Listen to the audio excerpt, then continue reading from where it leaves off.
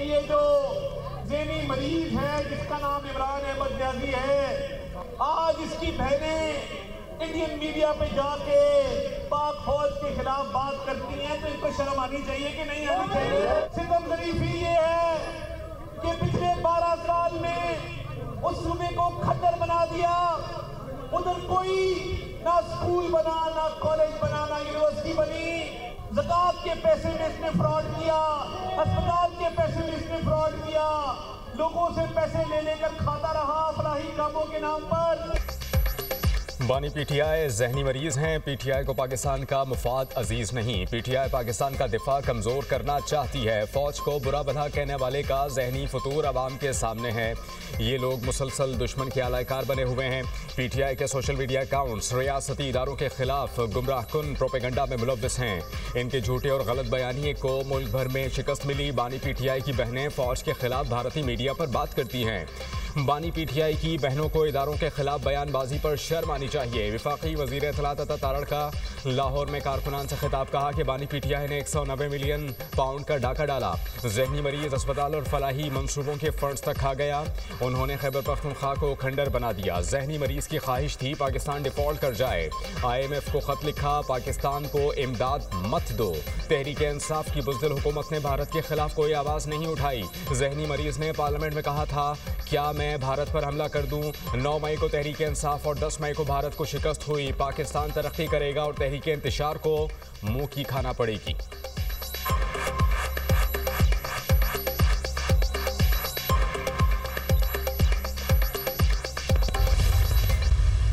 दो दिन से शुरू होने वाली कैंपेन से इस बात के खदशात बढ़ रहे हैं कि पाकिस्तान के सियासी मामलात में कहीं गैर मुल्की मदाखलत के कोई निशानात मौजूद ना हो। इस वक्त की बयानबाजी और मुल्क से बाहर बैठकर पाकिस्तान के खिलाफ चलाने वाली कैंपेन को बड़ी एहतियात से, बड़े गौर से देखें। क्या ये पाकिस्तान के खिलाफ किसी एक और साजिश के इम्कानात पैदा तो नहीं कर रही है हालात? पीटीआई का लीडर पाकिस्तान से बड़ा नहीं है। MQM ने भी बानी पीटीआई को कौमी सलामती के लिए खतरा करार दे दिया। खालिद मकबूल सदीकी ने न्यूज कॉन्फ्रेंस करते हुए कहा, पीटीआई के फैसले समझ से बालातर हैं। खदशात बढ़ रहे हैं, पाकिस्तान की सियासत में गैर मुल्की मुदाखलत ना हो। बैरून मुल्क चलने वाले बयानात को गौर से देखना होगा। हुकूमत समेत सबसे कहूंगा कि जिसने जो किया वो सामने लाया जाए। पाकिस्तान किसी सियासी अदम इस्तेहकाम का मुतहम्मिल नहीं हो सकता। MQM पाकिस्तान की हुर्मत और बका के लिए खड़ी है। फारूक सत्तार ने कहा, मुल्क और इदारों के खिलाफ बयानिया ज़हनी मरीज का हो सकता है, किसी बाशऊर शख्स का नहीं। जेल में बैठा शख्स पार्टी और अफवाज पाकिस्तान के खिलाफ बयानिया दे रहा है। पीटीआई की सियासत फौज और रियासत दुश्मनी के अलावा कुछ नहीं। बानी पीटीआई ने फितनाउल खारिज को दूध पिलाया। बानी पीटीआई बताएं, खैबर पख्तूनख्वा में गवर्नेंस क्या है? मुस्तफ़ा कमाल ने कहा, फौज किसी एक पार्टी नहीं मुल्क की है। हालिया जंग में फौज ने 8 गुना बड़े दुश्मन के अज़ाइम को खाक में मिलाया। हमें अपनी मुसल्लह अफवाज और इसके सिपह सलार पर फख्र है।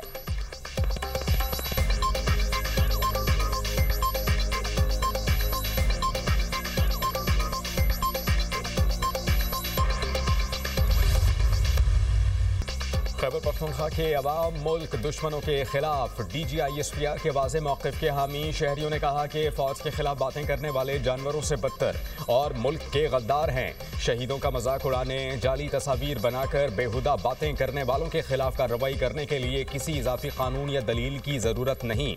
आलमी मीडिया मखसूस अनासर का प्रोपेगंडा पाकिस्तान के खिलाफ इस्तेमाल करता है।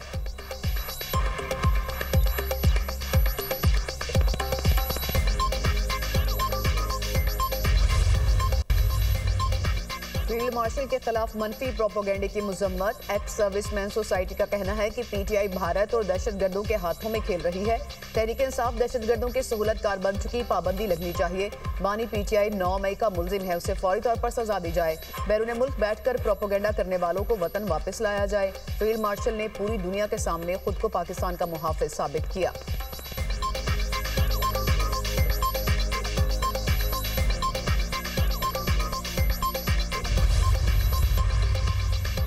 पीटीआई का बयानिया एक शख्स नहीं इदारे के खिलाफ है। कोई रहनुमा मुल्क की सालमियत से बड़ा नहीं होता।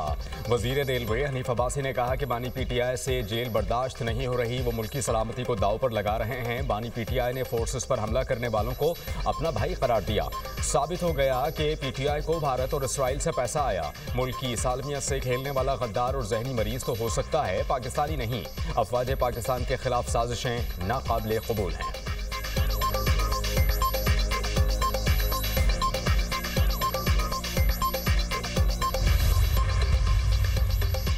पाकिस्तान की भारतीय वज़ीर ख़ारजा जयशंकर के बयान की मज़म्मत। भारतीय वज़ीर ख़ारजा का बयान इश्तियाल अंगेज़, बेबुनियाद और गैर जिम्मेदाराना करार। तर्जुमान दफ्तर ख़ारजा ने कहा, पाकिस्तान भारतीय वज़ीर ख़ारजा के बयान को मुस्तरद करता है। मुल्क के तमाम इदारे बशमूल मुसल्लह अफ़वाज कौमी सलामती का सतून है। पाकिस्तानी इदारे मुल्क की खुद मुख्तारी और इलाकाई सालमियत के तहफ़्फ़ुज़ के लिए हैं। मई की जंग में मुसल्लह अफ़वाज ने अपनी पेशा वाराना महारत को साबित किया। भारत गुमराहकुन रिमार्क्स देने की बजाय फाशिस्ट हिंदुत्व नज़रिए की तहकीकात करे। पाकिस्तान मुज़ाकरात और सिफारतकारी पर यकीन रखता है। हम अपनी खुद मुख्तारी और तहफ़्फ़ुज़ के लिए पुरअज़्म हैं।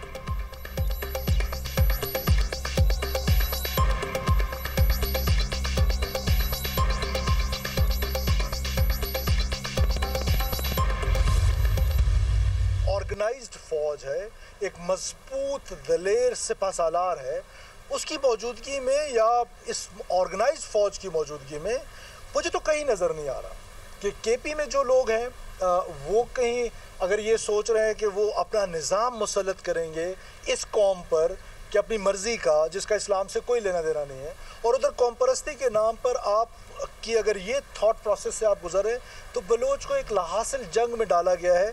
आप ये जंग हासिल नहीं कर सकते हैं वायलेंस के ज़रिए। अब ऐसी सिचुएशन में एक पॉलिटिकल नैरेटिव बनाया जाता है और वो पॉलिटिकल नैरेटिव बनाया जाता है against state of Pakistan, against Pakistan armed forces, against field marshal himself. हमें रियासत को कमज़ोर करने वाला बयानिया जो है उसको तर्क करना पड़ेगा। बलोचों को लाहासिल जंग में धकेला गया। रियासत ने मुआफ़ी का दरवाज़ा खुला छोड़ा है। जो वापस आना चाहते हैं उसे रास्ता देंगे। वज़ीर बलूचिस्तान सरफराज भुगटी की न्यूज़ कॉन्फ्रेंस। कहा, दहशत गर्दों का रियासत के आगे हथियार डालना खुशाइंद है। डेरा बुगटी में 100 से ज़ायद अस्करियत पसंदों ने हथियार डाले। दहशत गर्द कौम पर अपना निज़ाम मुसल्लत नहीं कर सकते। DGISPR की प्रेस कॉन्फ्रेंस से 100% मुत्तफिक हूँ। पाकिस्तान की रियासत, आर्म्ड फोर्सेज, फील्ड मार्शल के खिलाफ बयानिया बनाया गया। रियासत नहीं तो कुछ नहीं। हम रियासत को कमज़ोर करने वाला रवैया तरक करना चाहते हैं। सुहेल आफरीदी को मशवरा है कि अपने काम पर फोकस करें। हर वक्त एहतजाज ठीक नहीं। खैबर पख्तूनख्वा के अवाम के रिलीफ के लिए किरदार अदा करें। सियासत से ज़्यादा रियासत अहम होनी चाहिए।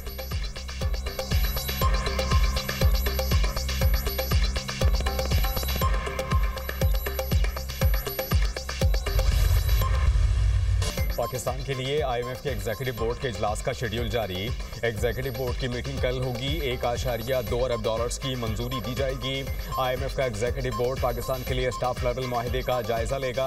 आलमी मालियाती इदारा मौजूदा कर्ज प्रोग्राम की $1 अरब की किस्त जारी कर सकता है। मौसमियाती तब्दीलियों से मुताल्लिक RSF फंड की $20 करोड़ की पहली किस्त जारी हो सकती है। पाकिस्तान को EFF मौजूदा कर्ज प्रोग्राम की तीसरी किस्त मिलेगी। पाकिस्तान ने 37 माह का मौजूदा कर्ज प्रोग्राम सितंबर 2024 में हासिल किया था।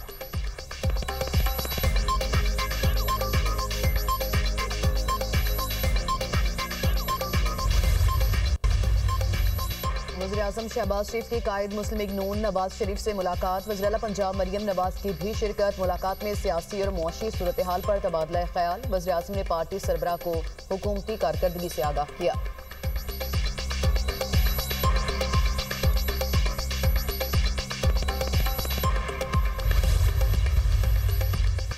वज़ीर-ए-आज़म of chief of the defence forces मुल्क की तरक्की के लिए दिन रात कोशां। हमारी अफवाज दुश्मन को शिकस्त देने की सलाहियत रखती हैं। वज़ीर पेट्रोलियम अली परवेज़ मलिक की न्यूज़ कॉन्फ्रेंस। कहा कि फ़ौज में तंजीम साजी का मकसद तीनों फोर्सेस के दरमियान राबतों को बेहतर बनाना है। मार्का हक में तीनों फोर्सेस ने मिसाली राबते का मुजाहिरा किया। खारजा महाज पर वज़ीर-ए-आज़म की सरबराही में इज़्ज़त मिली। अमरीकी सदर समेत दीगर ममालिक के सरबराहान पाकिस्तान का नाम लेते नजर आते हैं। दिवालियापन की बातें गुजर चुकी। बरामदात पर मबनी मुआशी तरक्की को फ़रोग़ दिया जा रहा है। हुकूमती कोशिशों से मुआशी सूरत हाल बेहतर हो रही है।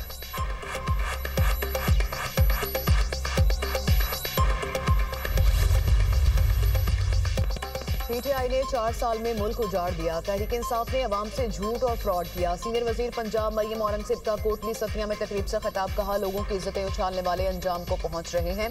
नून लीग की हुकूमत में हर शोबा तरक्की कर रहा है। वज़ीर आज़म शहबाज शरीफ के दौरे हुकूमत में आलमी सतह पर पाकिस्तान का वक़ार बुलंद हुआ। मरियम नवाज सूबे की तरक्की के लिए इक़दाम कर रही हैं। वज़ीर आला ने अवाम की जान कब्जा माफिया से छुड़ाई। पंजाब में होनहार तलबा को लैपटॉप दिए जा रहे हैं। मरियम नवाज ने कोटली सतिया के लिए हॉस्पिटल का तोहफा दिया। मरी में डेवलपमेंट प्रोग्राम फेज 2 शुरू कर रहे हैं।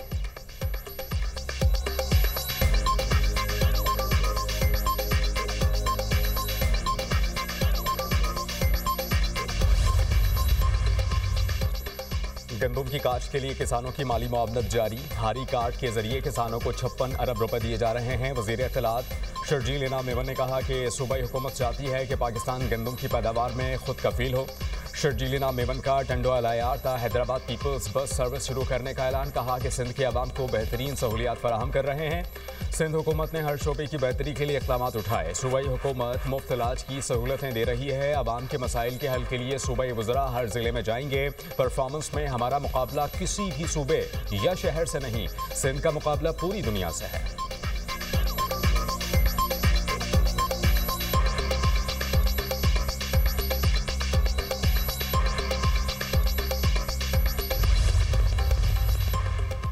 वज़ीर आला पंजाब का M2 Ravi toll plaza river training works का दौरा। मरियम नवाज का रिवर ट्रेनिंग वर्क्स प्रोजेक्ट पर तफसीली ब्रीफिंग। मरियम नवाज ने RUDA package 16 river training works का दौरा भी किया। प्रोजेक्ट पर पेशरफ्त का जायजा।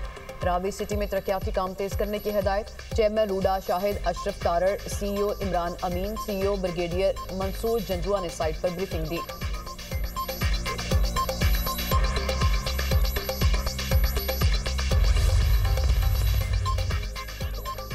मेयर कराची का ओल्ड सिटी एरिया में मुख्तलिफ मनसूबों का इफ्तिताह। तकरीब से खिताब में कहा कि तहिया किया है कि एक एक पाई शहर की बेहतरी पर खर्च की जाएगी। कहा जाता है कि कराची में तरक्याती काम तो शुरू होते हैं मगर मुकम्मल नहीं होते। कुछ गलतियां और कोताहियां हुई हैं जिन्हें दुरुस्त कर रहे हैं। लियारी की बेहतरी के लिए 5 अरब रुपए के अखराजात किए जा रहे हैं।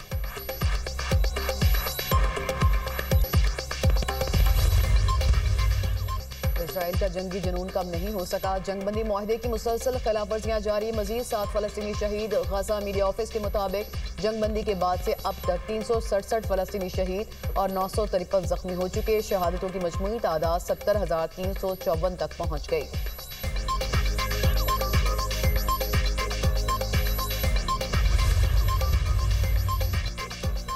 ट्रंप की बड़ी दरखास्त मुस्तरद। इसराइली सदर ने करप्शन केसेस में बेंजामिन नेतन्याहू को माफ़ी देने से इनकार कर दिया है। इसराइली सदर इसहाक हर्ज़ोग ट्रंप की बेंजामिन नेतन्याहू की माफ़ी के लिए भेजी गई दरखास्त को मुस्तरद कर दिया। दरखास्त में ट्रंप ने इसराइली वज़ीर आज़म बेंजामिन नेतन्याहू को बदउनवानी के मुकदमात में माफ़ी देने का कहा था। नेतन्याहू के खिलाफ गुज़श्ता 5 साल से करप्शन के मुकदमात चल रहे हैं।